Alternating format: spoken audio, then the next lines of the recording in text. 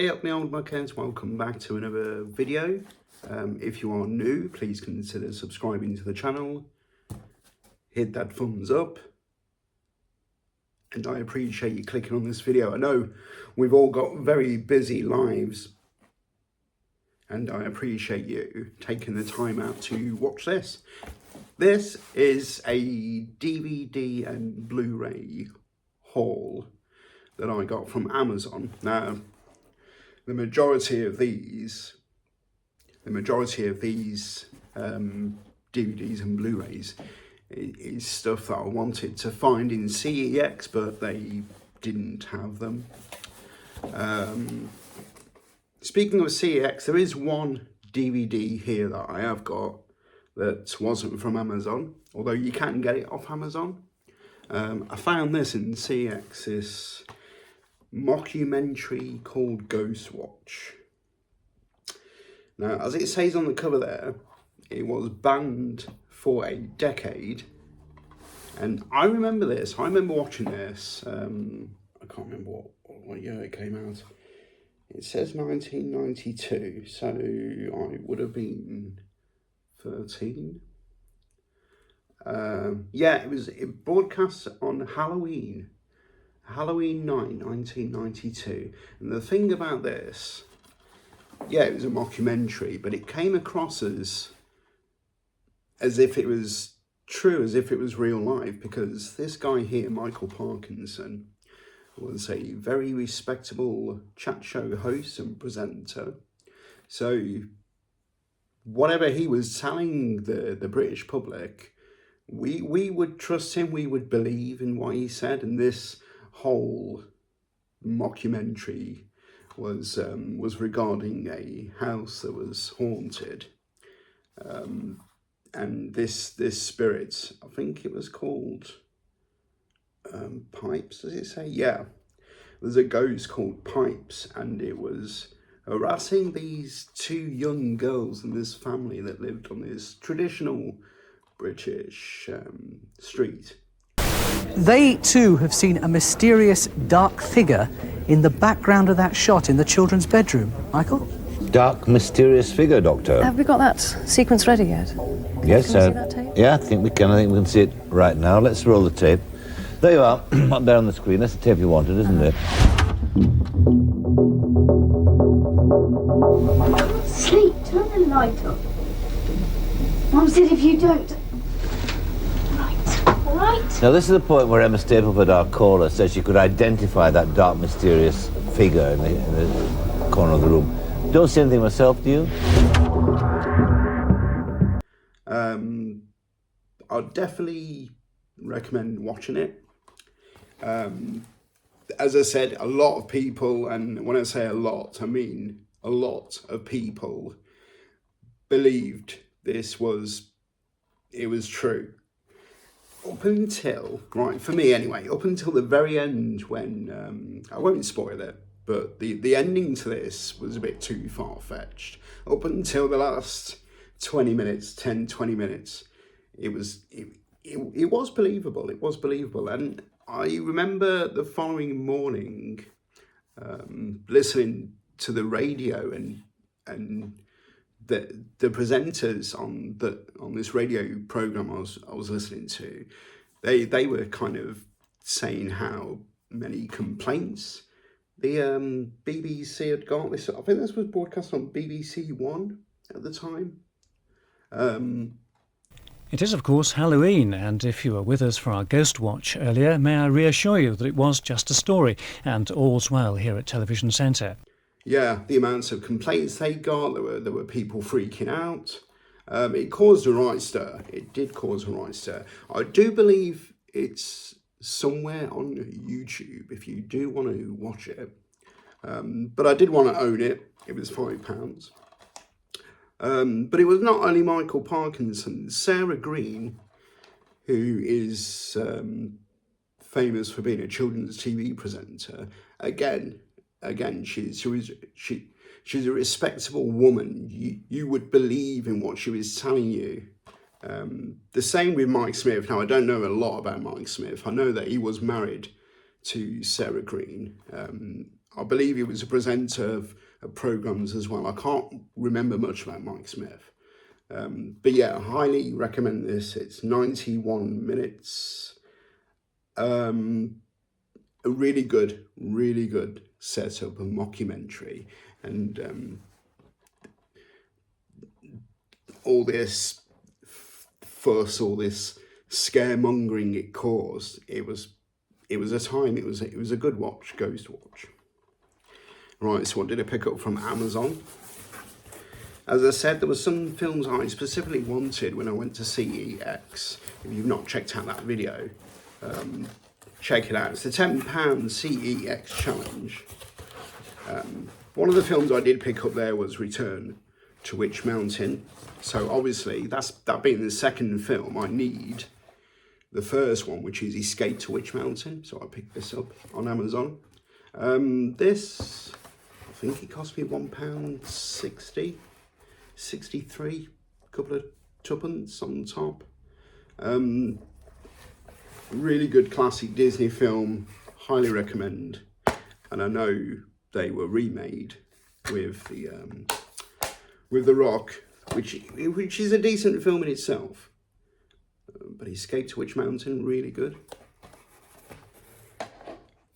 Now on Blu-ray, I picked up the Superman 5 film collection. I did originally own this. Let me just put these down.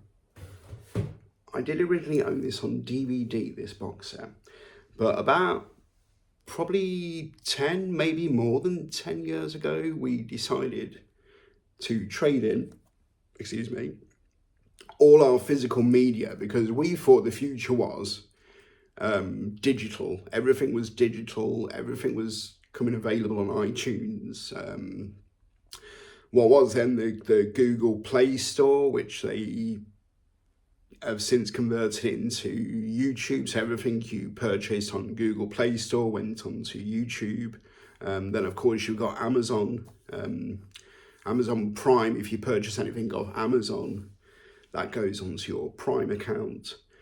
But problem is now with digital, I think it's always been a problem, isn't it? Even with games, you don't actually own those digital games and films. And I recently came across a channel where a guy was explaining some of his Amazon purchases of digital movies that took off. So you would lose that film, even though you've purchased it.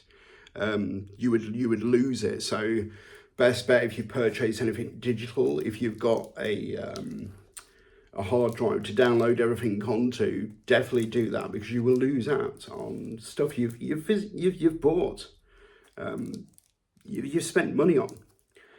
But yeah, I've speaking of digital, I've got the first movie on iTunes, but I have not purchased the rest of them. Now, I know Superman 4, The Quest for Peace, gets a lot of slack. It's not a great film, but for me, it's nostalgia. I remember renting it. So to me, if you're going to collect these movies, you've got to have the bad ones as well. And sometimes I think it's one of those films that is so bad, it's kind of good and it's kind of worth a watch. I'm happy to say this is brand new, it's sealed. And it does include Superman Returns, which again wasn't the greatest film, but it's worth a watch. Superman Returns, it is worth a watch. I think Brandon, what's his name? Brandon Ruth. He did a good job. And he kind of, okay, he's not Christopher Reeve, but he's kind of got similarities there in looks of Christopher Reeve. And speaking of Christopher Reeve, if you are of a certain generation, I mentioned it before, as many Superman films as they make, I know there's a new one coming up soon in 2025. Lois Lane, say hello to Clark Kent. Any more at home like you? Not really, no. as many new Superman films they make, there'll only ever be one, and that's Christopher Reeve. So and I think most of a certain generation, most people will agree that for you, Superman is Christopher Reeve. It's the same with Batman. I was thinking the other day of Batman. I wasn't around at the time for Adam West, obviously because I was born in 79. So Adam West, his Batman was 60s. It was all that camp, comic book, in your face. Now, I'm struggling. Who, for me, is Batman? Is it Adam West or is it Michael Keaton in Tim Burton's Batman? So I think I'm edging towards Michael Keaton. So whenever I think of Batman, Adam West is there, don't get me wrong, but because it was within my time and I remember going to the cinema to watch it, it's going to have to be Michael Keaton's Batman. Even though What's-His-Face did a good job. What's-His-Face? Batman Returns. Not Batman. Is it Batman Returns? The Christopher Nolan films. Christian Bale, is it? He did a good job. He did a really good job. But for me, Batman is Michael Keaton. And I did watch that Flash film, even though I'm not the biggest fan of Flash. He was good in that. He did a really good job in that as reprising his Batman role. But yeah, there we go. We've got Superman on Blu-ray box set. Now the next one was a recommendation from my lovely friend Tina. I had explained that I've been watching these musical musical films based on Elton John and the Rocket Man. There was Freddie Mercury in Bohemian Rhapsody. I've only just recently watched that, and it was okay. It was okay. I think my favourite at the moment has got to be Elton John's Rocket Man. Good film. I highly recommend it. I'd highly recommend Bohemian Rhapsody as well. But there were certain aspects of that I didn't really enjoy. I struggled with. And the lovely Tina mentioned The Doors. Val Kilmer does a really good job of Jim Morrison. And I've never seen this film. I think this was released... I can't see now. I can't see when they released this film. Was it in the 90s? I'll try and open it and see what year it was released. It doesn't say on the front. I've took the 1991 Studio Canal. Okay, 1991. Yeah, as I said, I've never seen this film. I'm looking forward to it. If Tina recommends it, it's got to be good. Name, occupation? Jim. You know the day destroys the night. Night divides the Sides are day. being chosen, and the planet is screaming for change, Morrison. We gotta make the myths. The next one is another film I was looking for in CX, but I could not find it. This is Bedknobs and Broomsticks with the lovely Angela Lansbury. I absolutely love Angela Lansbury. I grew up watching Murder, She Wrote. Now what?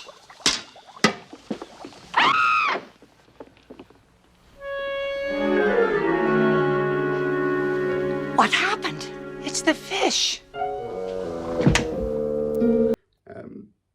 Classic. She's such a good actress, and I've never met her.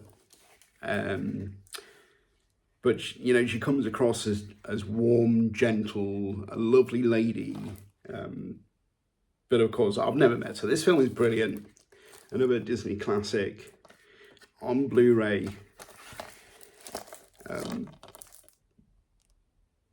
Because of course this year we will be going back to Orlando in October. We are concentrating on Disney because of all the madness and hecticness that's going to be a part of Universal because they're opening a brand new theme park which is called Epic, Universal Epic. So that side of Orlando is going to be very hectic and busy. So for this first year of opening, we're going to keep out of it.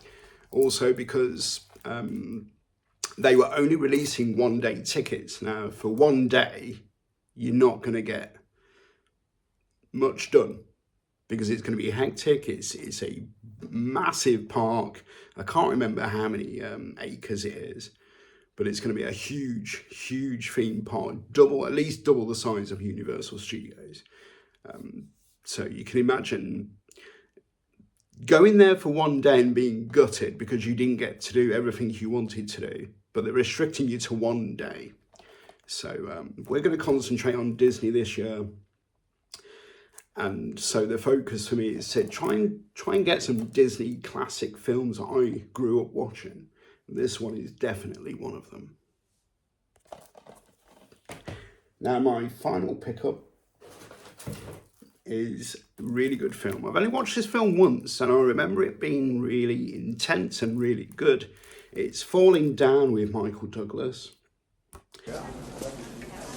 Yes, sir. Hi, I'd like some breakfast. We stopped serving breakfast. I know you stopped serving breakfast, Rick. Sheila told me you stopped serving breakfast. Why am I calling you by your first names? I don't even know who you are. I still call my boss Mister. I worked for him for 7.5 years, but I walk in here all of a sudden, total stranger, and I'm calling you Rick and Sheila like we're in some kind of AA meeting. I don't want to be your buddy, Rick. I just want a little breakfast. Well, you can call me Miss Folsom if you want to. Sheila, we stopped serving breakfast at 11:30. If you have watched it, let me know what you think. It's about a guy who just loses it. He just loses it. Everything that could go wrong does go wrong.